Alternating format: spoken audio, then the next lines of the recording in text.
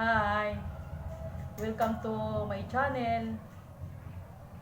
Bagong channel ko po ito. Naisipan ko pong gumawa nito para magkaroon naman ng inspirasyon sa ibang kapwa ako.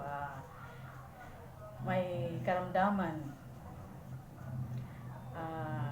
Gusto ko lang iparating sa lahat na huwag tayong mawawala ng pag-asa.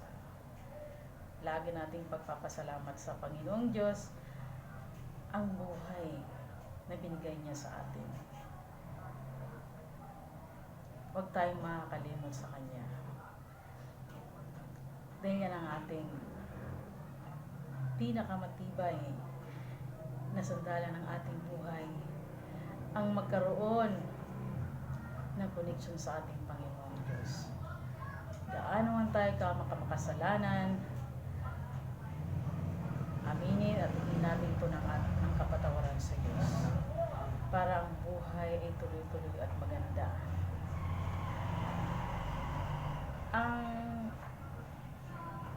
share ko sa inyong lahat ay yung hirap ng buhay na aking pinagdaanan.